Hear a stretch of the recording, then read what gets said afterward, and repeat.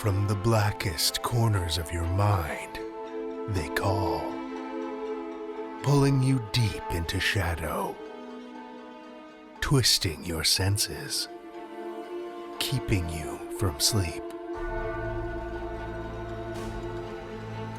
It's time to face your darkest fears. This is Tales to Terrify.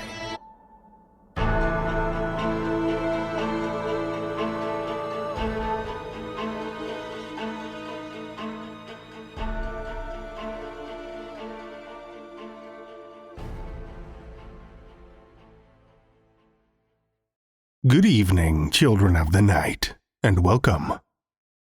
So, remember me mentioning the podcast awards a couple times over the last few months, asking for your votes and support? Well, all of your kindness and effort has paid off.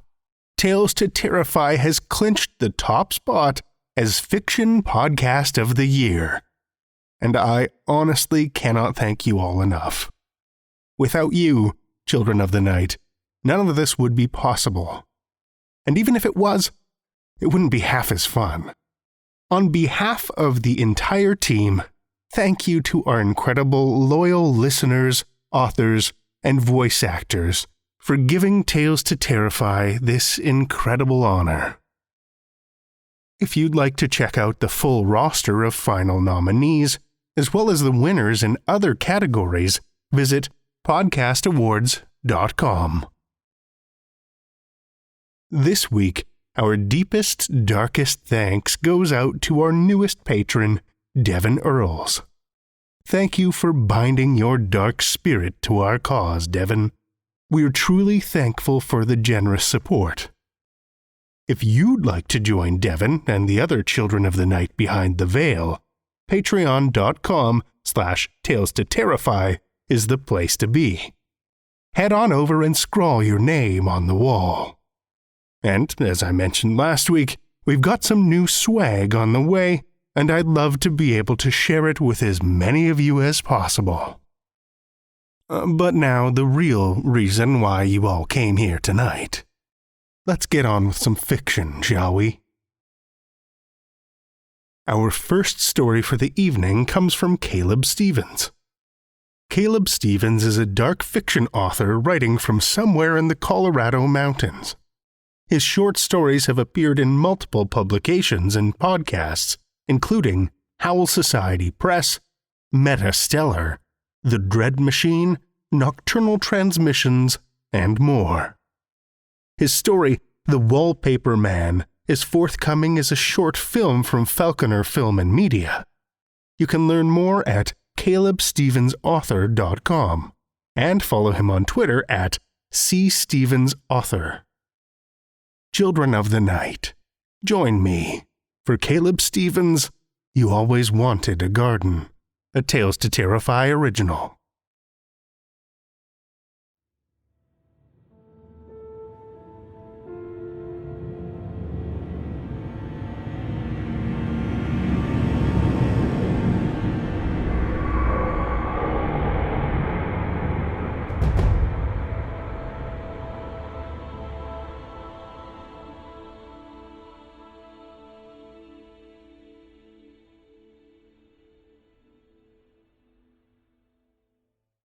You always wanted a garden.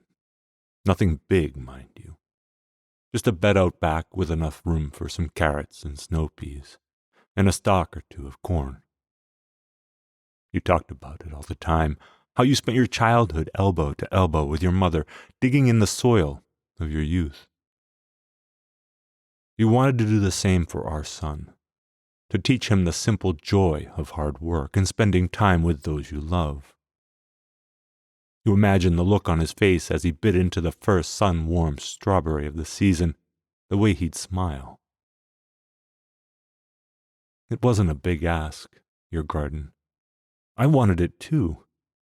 But life got in the way. A doctor appointment here, a flat tire there, a trip to the vet with the dog. Something always seemed more pressing. Eventually, It became our inside joke. I'd ask to go on a hunting trip with the guys or spend the weekend fly fishing, and you'd say, "Sure, just as soon as you finish the garden." We'd share a laugh, and then you'd smirk and roll your eyes at the door. Go on, get out of here. A week after Brandon turned 6, I decided to surprise you. You'd be back from your jog any minute now, I told him. We'd need to hurry. He was so excited as we unloaded the supplies from the truck and covered them in the checkered tablecloth you brought on our picnics. I set a bottle of your favorite Pinot on top, along with 2 wine glasses, and pictured how your eyebrows would rise when you returned from your run. You never came home. Another jogger found you collapsed beneath a strand of bur oak with your eyes wide open. An arterial septal defect, your doctor told me. A hole in your heart, one neither of us knew was there. Your parents wanted to bury you, but I wouldn't let them. You'd made me promise as much, that night we'd spent in the Catskills, staring at the stars. It was a beautiful thing to return to nature, you said. The cycle of life, ashes to ashes, dust to dust, and all of that. It took a year before I gathered the courage to move the pile of wood and mulch and heavy plastic sheeting to the backyard. It sat on the front lawn and burned a yellow square into the grass. The HOA wrote me a letter after letter. Move it, or we'll fine you. We'll lien your house. I couldn't. I fell apart every time I tried. Whenever I look at it, all I could think about was you. How I'd failed. You. You were everything to me, and I put everything else first. I started on your garden today. Brandon helped. You should have seen the way his eyes lit up when we finished the box, the way he bit his lower lip and tugged on his ear. He reminded me so much of you in that moment. It made me wonder if you were there hidden somewhere inside of him, looking back with your mannerisms baked into the coils and strands of his DNA. It's just like Mama always wanted, he said. Don't you think? Uh-huh. I kept my gaze low as I raked the soil. I didn't want him to see my tears. It's been a month and nothing will grow. Even the tomato vines I brought home from the nursery are wilting. I checked the pH. I scattered the limestone and sulfur just like the blue-haired woman in the checkout line told me to, with a hand spreader, carefully measuring out the cups. I installed drip lines with a pole and a fake owl perched on top to make sure the rabbits weren't getting at the seeds. Nothing worked. It's like the earth is poisoned. Like it knows all of this is much too late. I brought you with me this morning. I carried you to the garden along with an Adirondack and sat there, staring at all that empty brown soil. I held you in my lap, and the only urn I could find that seemed to suit you, a light blue cornflower ceramic stamped in doves. Something about the color reminded me of Miller Pond, where I saw you for the first time, sitting on the bench next to the water. When I asked what you were reading, you told me, but I didn't hear a word. I was lost in the way you tilted your head, in the way you smiled. I love that smile. It was like you were giving me a little peek at the sun. It became a ritual, this thing. Just you and me, sitting in our chair beside your garden. I sip my coffee and we talk. Sometimes about the weather. Sometimes about other things, like the way I can't seem to function at work anymore or keep the house organized. How, these days, I drink more than I should. But mostly, I talk about Brandon. He's broken without you here.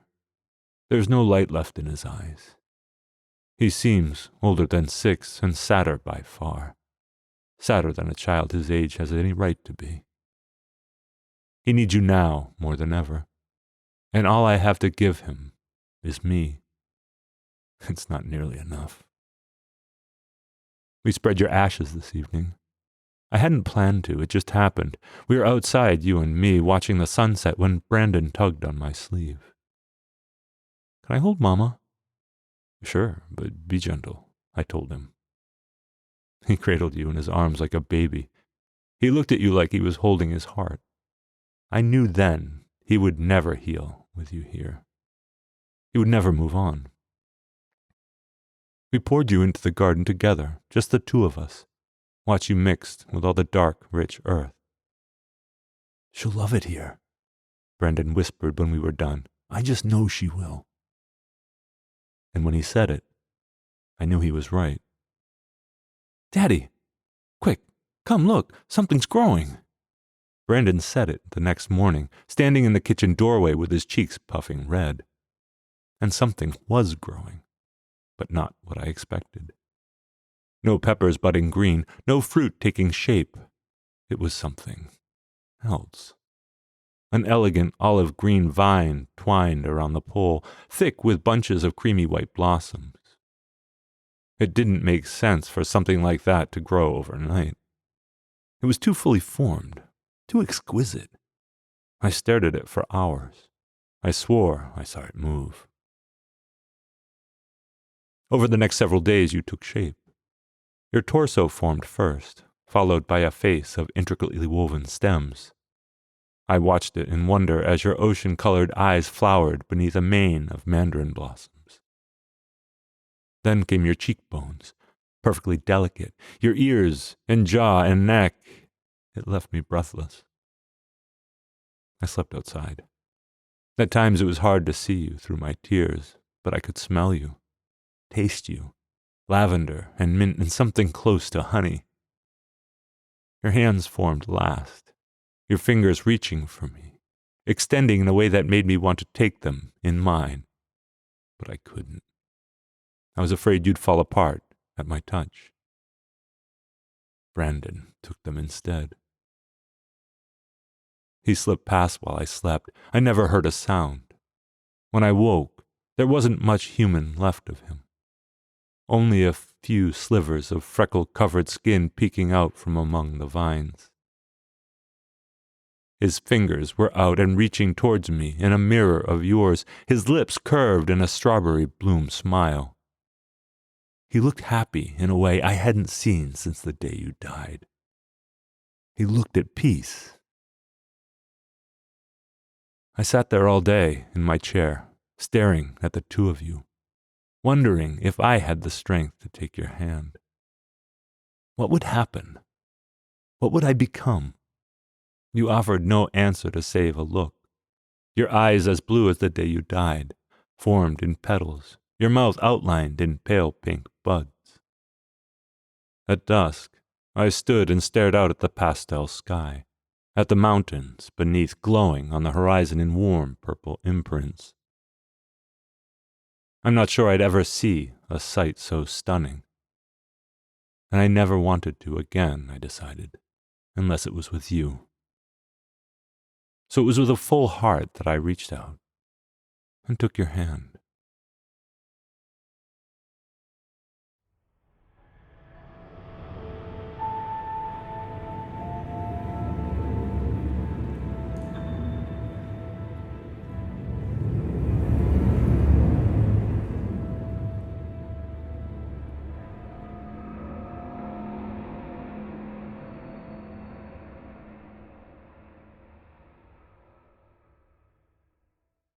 That was Caleb Stevens' You Always Wanted a Garden, as read by Seth Williams.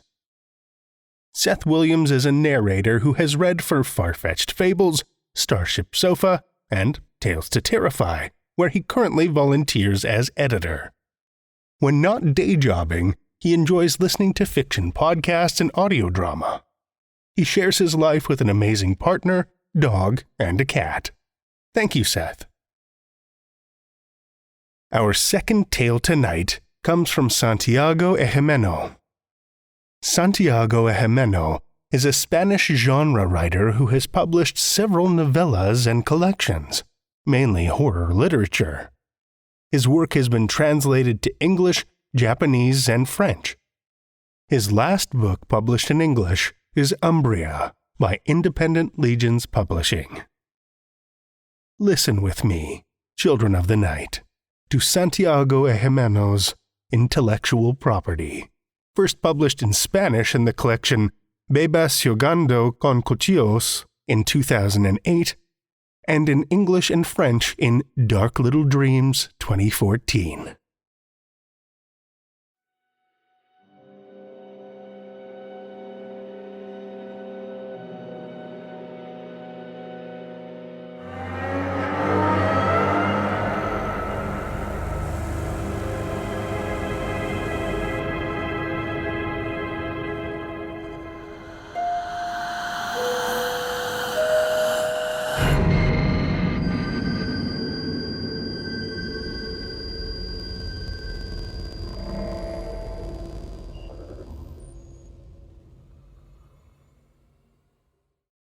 "So what do you think?" asked Lydia, smiling and holding an unlit cigarette between her left-hand fingers. She'd told me her name just a few minutes earlier, as if by doing so she created an indestructible bond between us, an intimate link that would allow her to fearlessly open up her heart to me, setting trivial talk aside. For over an hour I had listened to her monologue in complete silence, paying attention to her words and gestures, not feeling the least desire to know her name. For her, the excitement of talking to a stranger had intensified to the point of becoming unbearable, and she'd been dragged into confessing her secret as if giving away a priceless treasure. For a few instants I wondered whether it was her real name or she was offering me an invention. I could find no logical reason for her to deceive me. She wanted to share with me something more than simple words, and confessing her name was a necessary preamble. "I guess there's not much I can say," I answered. We were sitting next to the stage, at a battered, dark, wooden low table. A young waitress had placed us together with arbitrary criterion, ignorant of our relationship. Prosaic reality told me that the only reason we met was because we had both bought our tickets too late. Lydia was pretty, or at least there was a shine in her eyes, and she had one of those smiles that make you believe you made more than a few mistakes in life. She spoke endlessly, and that was exactly what I was after. Some banal conversation to start with, certain confidences later on, and the sharing of intimate thoughts at the end. We would not get much further. When we got up from the table, we would both go our separate ways, and our lives would never cross again. And even if they did, it was quite probable that she wouldn't remember me. I, however, could never forget her. "I know," said Lydia, lighting her cigarette with an elephant-shaped lighter, a curio a workmate had given her as a gift. "It happened a long time ago. I've almost forgotten it. I certainly hope the guy is already dead. In fact, for weeks I prayed that he would have a horrible accident." I smiled and signaled the waitress over. "We'll have the same, please," I said, pointing to our empty glasses. Since I was a kid, people would use me as their confessor. My classmates would share with me their most intimate secrets. Teachers would reveal to me details of their everyday lives that I had no wish to know. For many years I thought about it, trying to understand why strangers approached me just so they could load their intimate details into my ears. Perhaps it was because of my shyness, my silences, my attentive expression. I didn't know. Somehow my aspect, my presence, led them to trust me and open up their heart to me, just as Lydia had. On the stage, the band members were giving the final tests to their instruments and sound equipment. They chatted among them, took swigs of their beer, pointed at the spotlights while protecting their eyes with the palms of their hands. I'd been going to the Thursday show for over 3 months. The venue was now a second home to me. This was the first time I shared my table with a stranger. Normally I lingered at the bar, slowly drinking my black pint of beer while enjoying the show. Now, the decision to sit at a table had provided me with this unexpected pleasure. The waitress served our drinks just as the lights were being dimmed. "What do you think I should have done?" asked Lydia, sipping her vodka and orange. "What you did was the right thing, Lydia," I said, pronouncing her name, relishing the feeling reflected on her face when she heard it from my lips. She smiled and lowered her eyes. After the drummer presented the band members one by one, the musicians started playing their improvised jazz. We listened to the first song in silence for a few minutes, enjoying the music. Lydia soon felt the need to retake the conversation. "So, what did you say you did? Journalism?" she asked. "No," I answered. "I'm a writer." The band dove into an especially lively song. I couldn't help tapping my foot to the beat. They played well. The syncopated movements of the bassist blew the audience away. A row of sincere applause followed, interrupted by the first notes of a new song. "A writer? How interesting," said Lydia. But I could read a certain disappointment in her eyes. She would have preferred a journalist, or else a North American spy stranded in this country, involved in an obscure case of political corruption and waiting for a group of brave Marines to rescue him. I regretted not having impressed her. Somehow, even though I knew it was not what I wanted from her, I felt attracted by how she moved and by the way she lowered her eyes. She wasn't really that pretty, but her body exhaled an ineffable something that made her an attractive woman. It was probably her story, the anecdote she narrated like a mantra. People always attracted me after I'd listened to their story. Upon arriving at the venue, I'd dropped my wedding ring into my pocket. Perhaps I was trying to make up for lost time, trying to feel again what my wife no longer made me feel. "Yes," I said, "writer, short stories especially. Novels don't attract me. They require too much attention." "You've never written a novel?" I took a sip from my drink and applauded at the end of the song. "One," I answered. "Afterwards, I lost interest. It was too autobiographical. I prefer to keep things short and sweet." She smiled. Many people react like that to cliches used at the right moments. I had the impression that she didn't understand anything I was telling her, but that didn't bother me at all. I'd already listened to her story, and the rest had no importance. "Did it sell well?" she asked. The musicians were saying goodbye in the midst of applause. The evening was coming to an end. I started clapping, and Lydia did the same. We looked at each other, smiling. We'd both got what we wanted. I stood up and gestured to her to remain sitting. "I have to go. You'd better stay," I said. "I have your number. I'll call you tomorrow." Her eyes said yes, almost imploringly.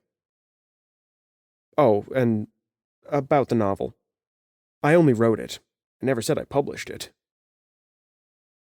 She made a noise similar to a guffaw and bid me farewell with a ridiculous shake of her hand. "By the way," she shouted as I was leaving the place, "what the hell were we talking about before?" It was a sweltering night outside. The streetlights had just been turned on, luring moths out of their hiding places. The clammy atmosphere turned the city into an oil painting about to melt. I walked a few meters toward the nearest bus stop. A couple passed me in a flash. I asked myself what their story was. I wondered if they wished to tell it to me. A group of teen boys smoked and joked around under the bus stop marquee. I kept to the side, trying not to listen to their conversations. I already had my story. I didn't need another one. I thought about Lydia. Would she ever read her tale, her little vital anecdote, as one of my stories? Perhaps she'd never bought a book in her life, nor felt any interest in doing so. I hadn't told her my name, so she would not be prowling her neighborhood bookstores or the nearest department store searching for my books. No, her little story would end up being part of some forgotten anthology on the shelves of an old bookstore, and she would never hear about it. Other readers, eager for some small amusement to fill the empty shell of their everyday life, would buy the book and plunge into its small world of deceptions, sharing the true pain inside it, making it theirs for a few minutes. They would turn Lydia's loss into something new, unique, personal and indivisible, and different for each reader. The bus came, a blurry crimson stain shredded by the lights from other vehicles. It didn't stop. The teens booed and screamed as the driver, with a well-rehearsed gesture, shrugged his shoulders. As the bus took a turn at the roundabout ahead, we discovered that it was out of service. As we waited, 2 people joined the group. an old woman who stared at the ground while compulsively twisting her fingers, and a serious-looking man reading a book that was bound in newspaper. Was he ashamed of what he was reading? Did he, perhaps, prefer not to share it with anyone? As a writer, both options offended me. I heard the faraway rumor of an ambulance siren. It was a hot night, perfect for drinking in excess. A few minutes passed, as slow as the pages of a particularly boring novel. Then, in the midst of the teens' racket, a girl pointed at the street. Another bus was approaching. I told myself it would have been more intelligent to take a taxi. The idea of a new story wandered around my head and had comfortably settled into my memory. It would not be completely mine until I had transcribed it. The feeling of sharing a private story, a secret, with a woman whose name I could hardly remember anymore, made me feel uncomfortable. I needed it to be mine, only mine, so I could transmit it in all truthfulness to my readers. That's what intellectual property was all about. The bus stopped and opened its doors, and we all climbed inside. I took a seat behind the old woman, who was calmer now. The teen boys took the back seats, trying to chat up two pale-faced girls dressed in black who ignored them. I looked at the face of my wristwatch. It was past 11:30 p.m. The air conditioning inside the bus helped me to relax, and I mentally reviewed the information stored in my head. I still had a few stops ahead of me and nothing better to do. Lydia had married very young because of an unexpected pregnancy. As a preamble, it was too common, too cliché, but then she'd told me about her infidelity. It wasn't surprising, seeing what her life had been like, but at least she cheated on her husband with his own sister. That would be enticing enough for most readers. Lesbian adultery, her husband abusing her when she decided to abandon him, a final fight involving a knife. There was no question about it. I could sell the story to any of the magazines I worked for. It was a story you could read in one sitting and then forget a few hours later, just as Lydia would no doubt forget her own story that same night. As in previous occasions, I felt the first signs of guilt in the form of a stabbing pain in the back of my neck. But it was gone in an instant. I'd already accepted my punishment for the gift I'd been given, and there was no point in regretting it before I began a new story. I got home sometime after midnight. It had started to rain, which increased the stifling atmosphere that the first days of summer had brought along. I crossed the entrance and, before calling the elevator, fumbled for my wedding ring inside my shirt pocket and placed it on my finger. My wife wouldn't be able to tell the difference, but I would feel more comfortable wearing the ring at home. I climbed into the elevator and got off one floor below mine, as usual. Walking up the last flight of stairs to my flat was part of my therapy, of my need to hold on to the reality that slipped through my fingers whenever I sat in front of my typewriter. I remembered a conversation with another writer, a man who'd published a few novels in a reduced literary sector, but still enjoyed a certain acknowledgement from a particular audience. He'd read some of my short stories and felt they were full of commonplace images that transmitted life. We shared a coffee and happily chatted about it. I paid polite attention to his praise and criticism, and answered his cliché questions with monosyllables and an occasional wisecrack. Where did I get my inspiration? From life itself, and from the people that surround me. A typical answer, yes, but it was an honest one. However, he was surprised to know that, at this computer age, I still used my old Olivetti Lexicon 80, the typewriter my father gave me as a gift when I was 7. Nostalgia or need? He asked me with a knowing smile. I smiled back, making an intentioned pause for dramatic effect, and sipped my coffee. We were actors in a play, an improvised comedy, and for some precious seconds I was the absolute protagonist. Is there a difference? I answered, and he gave me a smiling look of complicity, as if he really understood what we were talking about and we really did share the secret of literary creation. I placed the key in the keyhole and paid attention to the distinctive crack of the door as it opened. The woman's story vibrated inside my mind, begging to be put down on paper. I walked inside and softly shut the door. I'd left the ceiling fan on, and a fresh breeze glided through the hallway like a myriad flying insects fluttering through the night.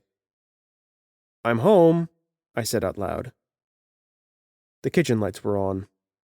I considered preparing some dinner after I had transcribed the story. Right now, it was the story I had to give all my time to before it lost its strength. I went into the bedroom, turned on the light, and sat across from the typewriter. Before I left, I was convinced I would come back with enough material for another short story, so I'd removed the protective cover and placed a blank sheet of paper in it. I started to type. At first, I hesitated, as I always did when facing a blank sheet.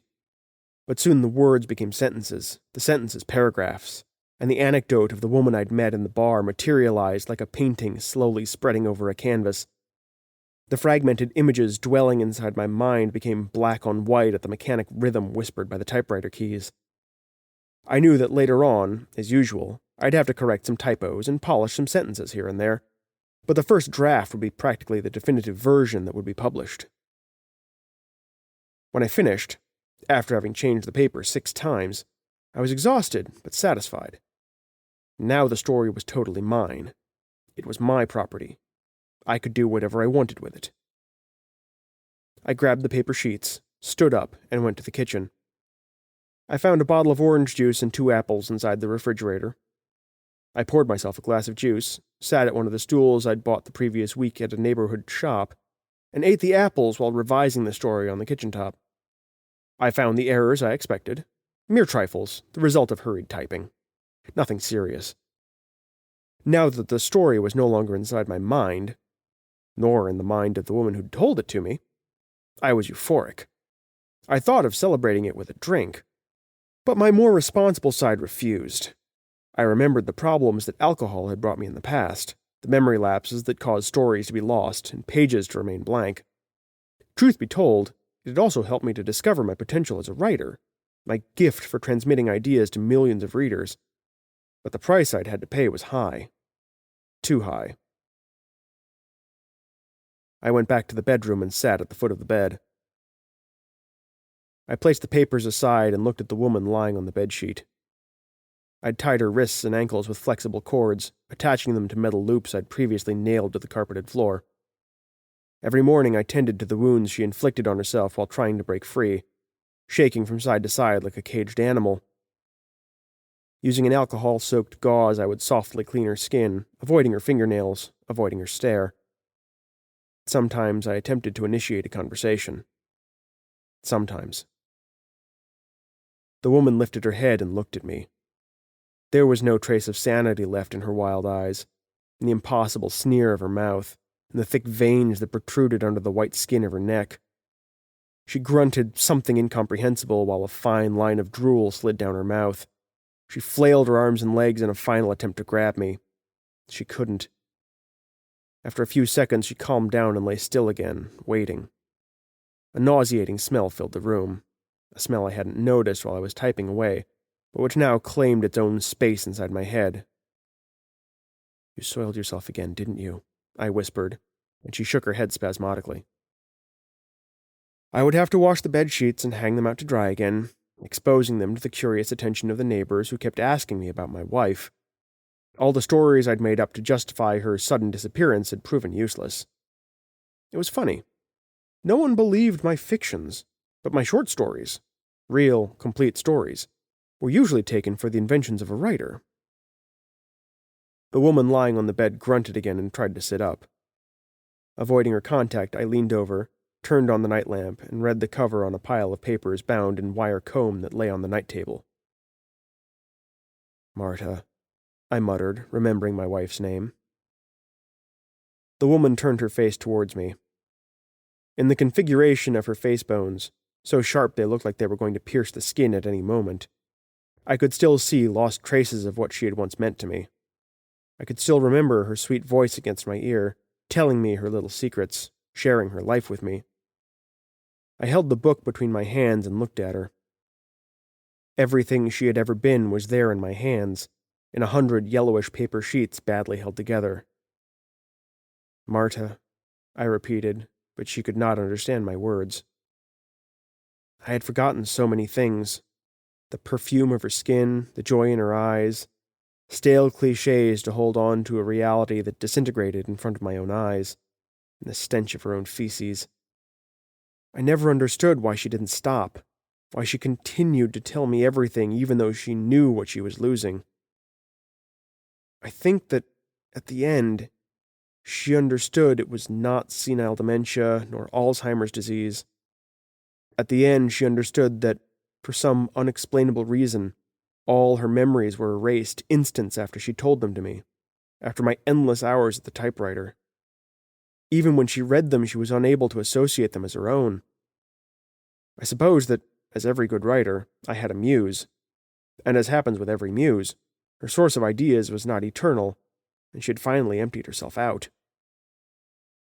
Marta turned her head and vomited on the pillow. What did she eat today? I couldn't remember. I tried to keep her on a correct diet. For her. For the baby. Nervous, I caressed her bulging belly. She shook, trying to avoid the contact, and stared at me with her lost eyes. In that perturbed gesture, I perceived that if she could break free of her bindings, she would kill me with her own hands. That's what she had been reduced to. That's what she had become. An animal with primary instincts, with no recollection, no memories beyond basic needs. I had destroyed her as a person, and her destruction had birthed my masterpiece, my only novel. Oh, how I yearned to publish it. But, as I caressed her belly and felt my child move inside her, I knew I had to wait. I'd bought 100 books on pregnancy. I was already an expert. I could deliver this child by C-section if necessary. It would present no difficulty. I doubted Marta would survive the operation, but she had already contributed significantly to my success. When I published the novel, I would definitely reach the fame that the short stories refused to give me. The novel would feed my ego. It would replenish me. I would never have to write again. At least, no more short stories. I was planning a part 2, a sequel to my masterpiece. At a time when all consecrated authors revisited their old scenarios over and over again, it was almost compulsory to write a sequel. I was not thinking of a 6-book saga, no. Just part 2. My child would contribute to it by giving me the epilogue of the first part. Oh, God, how I wanted to listen to his first cry. And then transcribe it.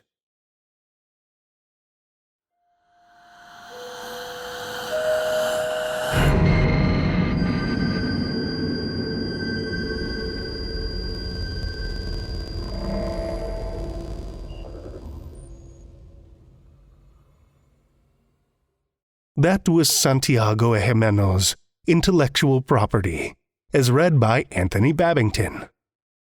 Anthony Babington is an aspiring voice actor who looks just slightly off from how he sounds. From his secret volcano lair in Minnesota, he narrates podcasts and leases his soul to corporate America. He has previously recorded for Far-Fetched Fables, Starship Sofa, and the Cursed Inn podcast. He can be found on Twitter as @AlephBaker. Thank you, Anthony.